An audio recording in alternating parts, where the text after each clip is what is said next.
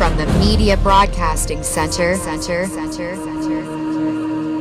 is Jim Fetzer, your host, for a highly unusual first hour of The Real Deal, where I have been induced by two individuals I've come to know and respect, Sophia Smallstorm on the one hand, David Weiss on the other, who believe that there are reasons for taking the idea that the earth is flat seriously. Having a PhD in the history and the philosophy of science, where the history of science is dominated by the history of astronomy and physics, I have been highly skeptical of this proposition.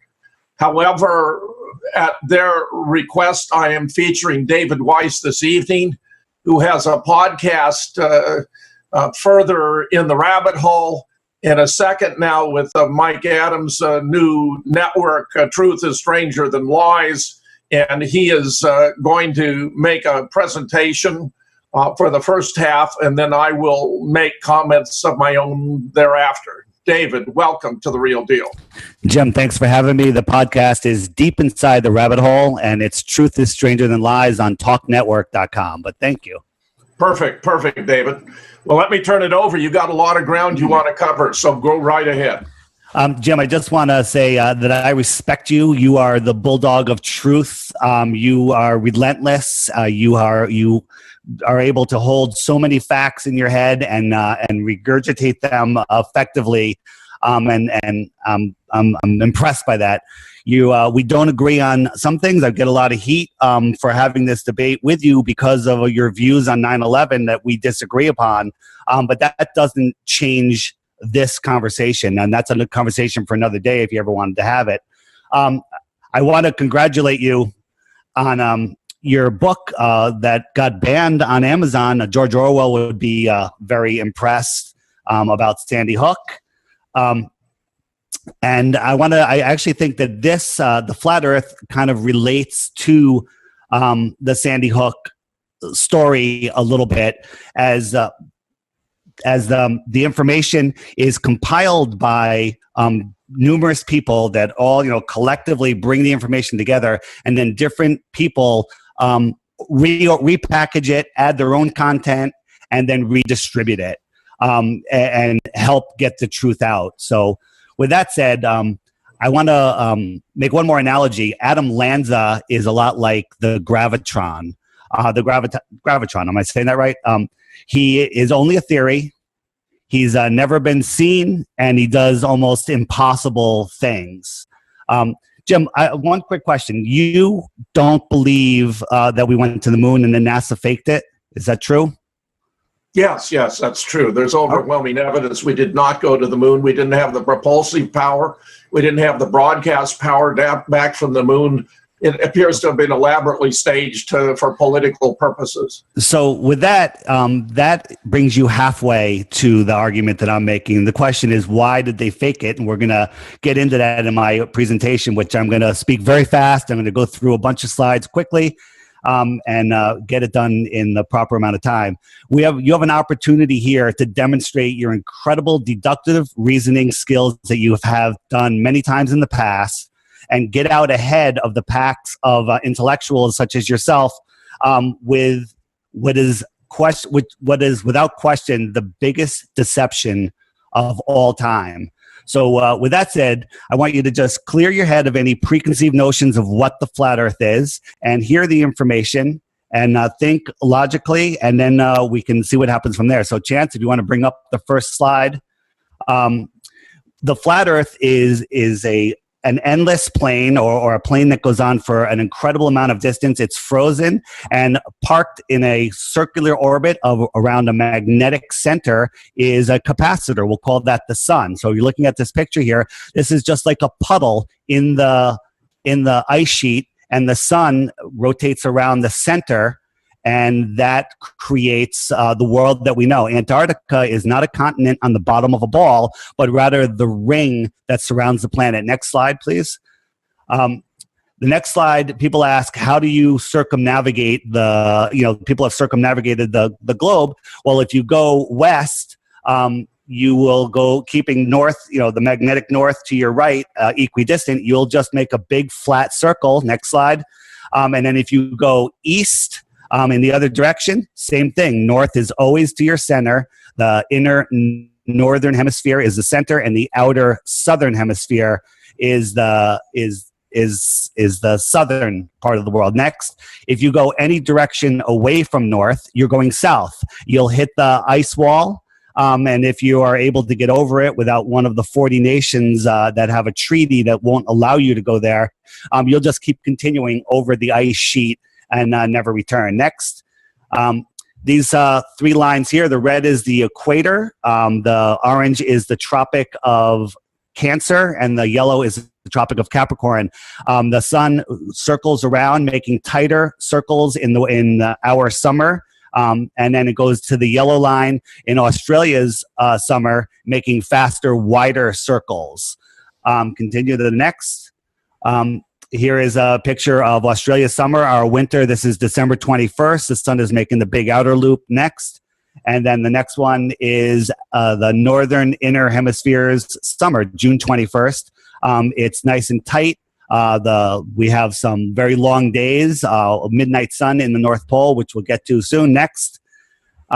This is just an illustration of the sun lighting up part of the world. Everybody says, well, it would be light all the time, on the earth. Well, that's because we believe that sunlight will travel for billions and trillions of miles, but that's not true at all. It goes a very short distance before it peters out, the wavelengths separate, the colors change, and it disappears. So this is a rough illustration of that. Next, this is just an illustration of, next slide, there you go, is an illustration of how a ship would go around the world. It's like walking around your neighborhood. You're not going around a sphere. You're making a big flat, circle, or, as close to a circle as you can get. Next, if you go south, you'll eventually hit the Antarctic ice wall, which surrounds the entire flat Earth. Next, this is the ice sheet. South is across the top of that sheet, and it just keeps on going and going and going. Next, you can consider go back one. You can consider this the meniscus of the melted puddle that holds all of the water in. Now we go to the next one. We've had one shot of the Earth, I think, since 1970 something or whatever the Apollo shot was, and then we recently got this new shot of the Earth, the big blue marble. It's on every iPhone. It's in every movie. And this was taken with NASA's new camera.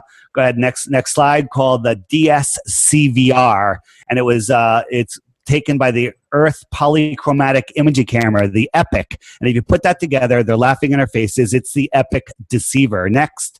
If you take a look at the picture that they're showing us, you'll see, if you zoom in, that it's a complete Photoshop, not even Photoshopped, it's a painting. And they used, to put the clouds in, they used Photoshop, and they stepped and repeated. They're very lazy at NASA. I guess they don't know what to do with all the trillions of dollars they stole from us, and they hire really crappy graphic artists. Next, every picture we've seen of a planet, these are two pictures of Earth from NASA. I think they're like 30 years apart or whenever they were taken, and they can't even get the proportions right on the planets. This is supposedly a picture of the Earth from space, and the United States is twice the size in one. Next.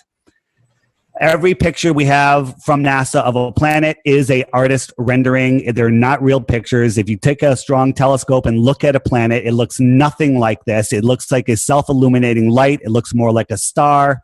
They used to call planets wandering stars. Next, Saturn, I've looked at myself through high-power telescopes, and it really looks like a light bulb. It doesn't look like it's reflecting light. The rings are lit up.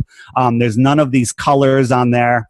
And these are just artist renderings. And if you believe that they're real, you're just sadly mistaken. Next, we recently had Pluto, pictures of Pluto. The one kind of center bottom is the most recent one. And that was taken by a probe that was whizzing by Pluto. Pluto's spinning. There's barely any light out there. And it gets this perfect, brightly lit, crisp, clear image of Pluto and transmits it all the way back to Earth, where we can barely get cell phone signals, when you go out of town. Go to the next one. And if you look at it, again, Disney style, they show us this ridiculous picture, and Pluto is actually on the moon. I mean, on Pluto. They're literally laughing at us. Next, a lot of ball earthers say that the eclipse of the moon proves that the Earth is round because it's a curved shadow. To me, that doesn't look like much of a curved shadow. There's been many documented eclipses where the sun and the moon are above the horizon during the eclipse. The moon is self-illuminating, and it is not a big rock up in space. As a matter of fact, it's transparent. Next, if you look at this shot at night, the craters, or the dark spots, I like to call them, are black because it's in our sky and there's black sky behind it. Next, if you look at the full moon during the day, those spots are now blue because we are seeing through whatever the moon is. And to prove that, go to the next one. We have a crescent moon, and behind the moon was a planet. And when you zoom in, you can see the planet through the moon. This shot was proven that there was a planet in that position, and you could see it behind the moon. And there's many people that have photographed this many times. Next, one of the first things that woke me up to the flat Earth was that no matter where you are, at sea level, at the top of Mount Everest, top of a building, or in an airplane, the horizon is always at eye level. It's always at eye level. And on a ball Earth, like on the left, as you rise up, the horizon should drop off, but that's not what we see. We always see the horizon at eye level. Next, here's a little exaggerated picture of what it looks like from an airplane. The horizon not only should drop off in front of you, but it should drop off more visibly to the left and to the right. And the equation for that is 8 inches per mile squared. So as you get up over 100 miles, the drop is drastic. Next. This is a shot from 20 miles up from a hot air balloon, or a helium balloon. The horizon is flat, and Google Earth says at the same height, this is what the Earth looks like, and they're just faking it. That's not what the Earth looks like, because there's a picture of what the Earth looks like. Next, here's a shot of Dubai. I believe it's Dubai. If you look in the horizon is at eye level from the elevation that they're at, and it is flat. Next, another shot showing just a straight flat horizon. Next, this is what this is a shot that they'll show us just from a tower. This is not even this is obviously a fisheye lens, which bends the Earth. If the Earth had this kind of curve to it, it would be very, very small. Next, here's a shot. I believe it's the top of Mount Everest, flat horizon once again. And look at that sun. Does that look 93 million miles away? That sun is close. It's within our sky, and we'll get more into that in a moment. But some people will look at this picture, they'll put a straight edge on it, and they'll say, look, it's a little bowing out, and it looks like a circle, but again, it's a flat circle. Next picture.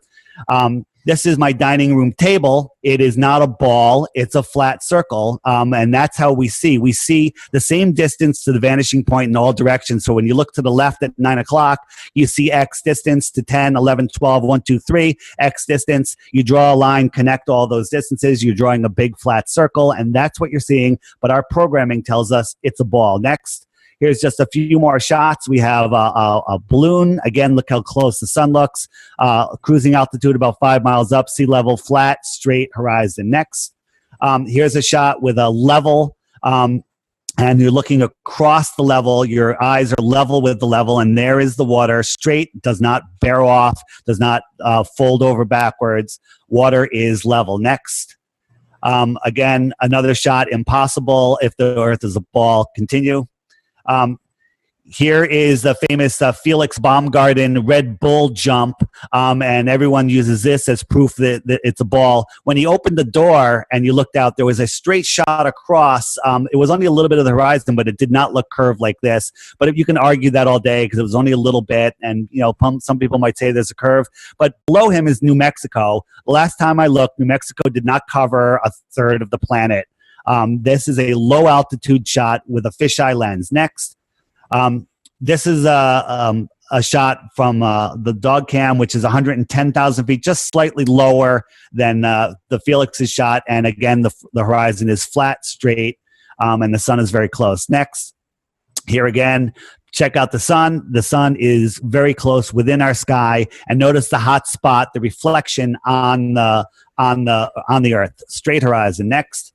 We'll talk about the vanishing point a little bit. These lines are parallel the way we see. They don't look parallel here, but if you flick to the next one, these are the corners of the hallway, and and they rush to the point of convergence or the vanishing point. And that's how our eyes see. Everything rushes in from the sides, the top and the bottom, to our point of focus, and that's the vanishing point. The sky has no bumps on it. The sky is smooth, but the earth has bumps on it. It has mountains, it has trees, it has cars, people, waves. Anything that comes across the flat plane that even rises up a little bit will create a false horizon in front of that vanishing point. So if you look at the light on the ceiling and imagine that's the sun, the sun's not getting any closer to the floor, but it is going down. And if you had some bumps in the hallway or some people standing down the hallway, the sun would disappear. That light would disappear behind their heads from the bottom up, just like we observe on this plane. Next, here's just a shot across the flat plane, how everything goes to the convergence point. Next, here's a shot, a slide I made, where the point of convergence, the vanishing point, is behind that mountain, and that mountain is creating a false horizon. So as the sun moves into the distance, it gets smaller and smaller, remaining the same height above the flat plane, and then it disappears from the bottom up as it disappears behind the false horizon. Next. This is an experiment that was done years ago. It's called the Bedford Level Experiment. It's a canal in England that's 66 miles straight. A guy put a camera just inches above the water. He got a rowboat with a little flag, and he put the camera on the flag, rowed all the way down to the end, and he could see the flag the whole time when there should be 24 feet of curvature according to spherical geometry. 24 feet of curvature, there wasn't any curvature at all. And that's just 6 miles. Next. This is the picture in the background is from Time and Day, the website. And then the picture from the front is the blue marble. Where's Europe? Where's Australia? In this picture, it shows Australia is in the light at the same orientation that this picture is, but it's really on the other side of the planet. So the reason that it spreads out like that is because the southern hemisphere is not a ball. It's not rounded like the same as the upper northern hemisphere. It's the outer flat stretched out southern plane. I'm going to stop using the word hemisphere because that leads you to a ball mentality. Next, the Statue of Liberty. Everyone's familiar with that. It's visible from 60 miles away. That's over 2,000 feet of curvature, but you can see it on a clear day. Next, this is a lighthouse. 180 feet tall. It should be 996 feet below the curve of the earth, but boats can see it from 42 miles out. Next, this is a series of islands that can be seen. I believe the one on the left is 125 miles away. That's almost 2 miles of curvature, but it can be seen out across the flat level ocean. Water does not bend, it's flat. Next, this is the Great Salt Flat. It's 90 miles wide, and it's perfectly level. It only varies by a couple of feet from end to end, and it should be over a mile of curvature from end to end, and it's flat. You know, if you have a strong enough telescope on a clear day, you can see somebody standing on the far end. Impossible on a ball Earth. Next. We're told that the sun is 93 million miles away. If you look at the top of the picture, and all of the rays come into the sun from edge to edge to the equator to the center at the same angle, and they're straight rays. And that is how, next slide, that Eratosthenes determined the size of the globe, where he said, okay, he took one stick. The sun, it has no shadow. He knew how far the other stick was. The rays are coming in parallel. He measured the shadow. He did some simple math. And he said, oh, the Earth is a ball. This proves it. Next slide. But unfortunately, you can get the same exact results if the sun is about 3,000 miles away, just about out of the frame there, and about 30 miles across. And on a flat Earth, you can get the exact same results with the shadow on one and no shadow on the other. Next. There's many times where you see these rays coming through the sun. I think they're called, I'm going to butcher the word, perspicular rays or whatever. You can laugh at me. These rays are splaying out because the sun is not that high. And if it was 93 million miles away, those rays would be straight. Go to the next one. Here's a clearer picture of those rays spreading out, and also a picture of a streetlight behind a tree, creating the same rays. We know that the streetlight is very close, and so is the sun. Next, here's an experiment. I believe the YouTube name is P-Brain, but if it's somebody else, I apologize. He created a fake cloud, which is cardboard with holes in it, put a light right over it, and it created those same splayed out rays. Then he brought it outside, and with the sun being high enough for this model, the rays were straight because it was far away. This proves beyond a shadow of a doubt that the sun is close and within our sky. Next. Here's a shot from the dog cam again. Does that sun look 93 million miles away? No, it's not. It's local. And every time we send a balloon up to these high altitudes, the sun is never over the balloon. It's always off to the side because the angle of the sun changes because the distance is greatly reduced, or the percentage of the distance. And if you look right below the sign there, there's a hot spot on the clouds from the sun. That could never happen if the sun was 93 million miles away. It can only happen when the light source is very close. Next, this is there it is again, just with the sun out of the picture. The hot spot, the sun is not much higher above the clouds, whether it's 1,000 miles, a couple thousand miles, or a couple hundred miles. I don't know the answer to that. Next. Here is the sun on the top one. It's 93 million miles away, and then it rotates. The Earth moves 3,000 miles, barely any difference, and it's that much bigger. You shouldn't see any difference in the size if the sun was 93 million miles away. This is 3,000 miles makes the sun much, much closer percentage-wise, and that's why you see a difference in the size of the sun. Next, here's from the time lapse in Africa.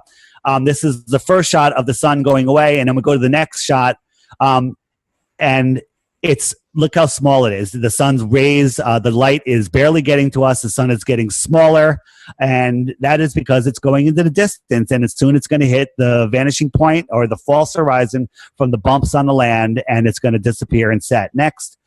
This is a flight that recently went from Bali to LAX, and it was halfway to Hawaii. You can see Hawaii along the line there.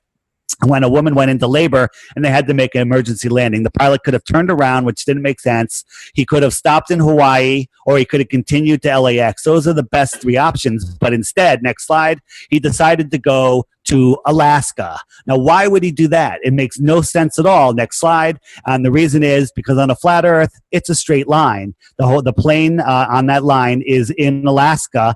Hawaii is way off to the right, and LAX is is farther ahead. So Alaska is the way to go. If you track packages around the world that are going to that side of the world, they all go through Alaska, which makes absolutely no sense whatsoever on a ball Earth. Next, recently a pilot filmed a flight with a camera out the window that left LAX and went to Frankfurt, Germany. It went over, close to the pole, up the polar route, they call it, I guess.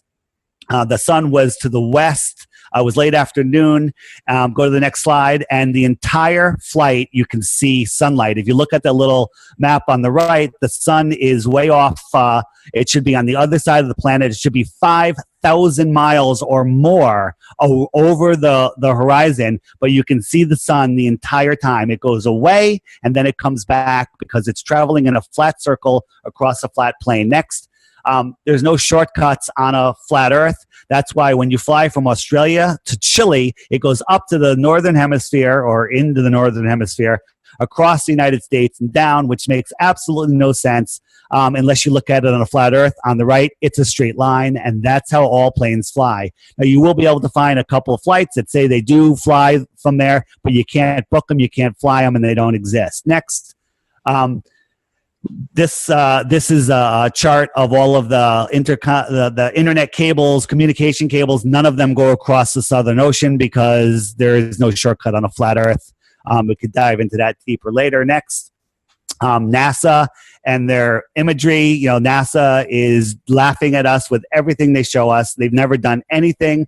There are no astronauts have been to space. There are no satellites. There is no space station. And we've never been to the moon, and we've never been into outer space because it's not what we think.